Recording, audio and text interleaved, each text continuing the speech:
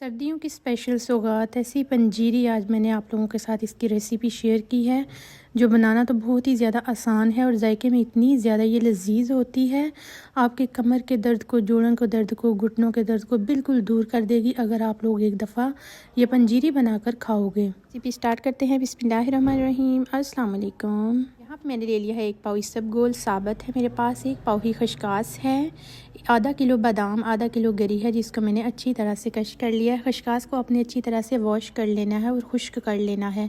अब यहाँ पे एक खूबसूरत हमने देगचा ले लेना है। सबसे पहले हमने इसबगोल इसमें डाल देना है।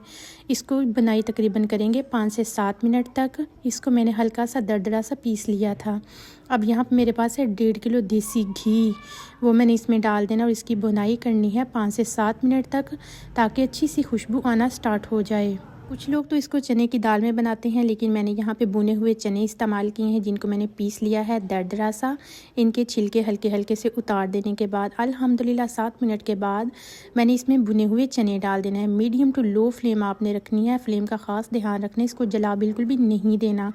ये इतनी मज़े की पंजीरी बनकर तैयार होती है कि आप लोग एक दफ़ा बनाओगे, खाओगे, इंशाल्लाह उंगलियां ही चाटते रह जाओगे। अल्हम्दुलिल्लाह अब हमने इसकी 5 से 7 मिनट तक बुनाई करनी है। इसकी ज़्यादा बुनाई बिल्कुल भी नहीं करनी क्योंकि बुने हुए चने इस्तेमाल कर रही हूँ। अब यहाँ पे हमने अल्हम्दुलिल्लाह 5 से 7 मिनट हो चुके हैं। इसमें खशकास डाल देंगे और उसकी 2 से 3 मिनट तक बुनाई करेंगे। 2 से 3 मिनट के बाद आपने फ्लेम को बंद कर देना है और जितने भी हमने ड्राई फ्रूट ले लिए थे वो इसमें डाल देने हैं। अगर आप लोगों को रेसिपी इस पॉइंट पे ज़रा सी भी अच्छी लग रही हो तो लाइक ज़रूर कर दें और नूर्स किचन को सब्सक्राइब ज़रूर कर दें।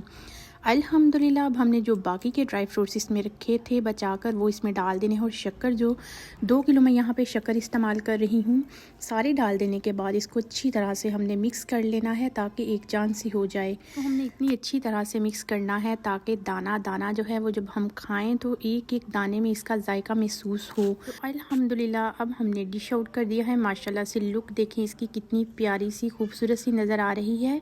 ये जितनी देखने में पंजीरी खूबसूरत सी नज़र आ रही है, इससे ज़्यादा की गुना आपको खाने में इसका टेस्ट महसूस होगा।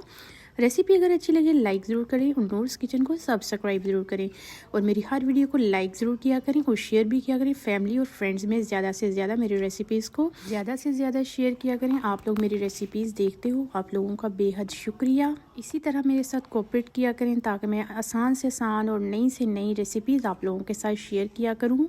अगर आज की रेसिपी पंजीरी की अच्छी लगे तो आप लोग इसको ट्राई भी ज़रूर कीजिएगा और बनाकर अपने बड़ों को ज़रूर खिलाइएगा। इंशाल्लाह उनको बहुत ही ज़्यादा पसंद आएगी। ओके जी, अल्लाह हाफिज़।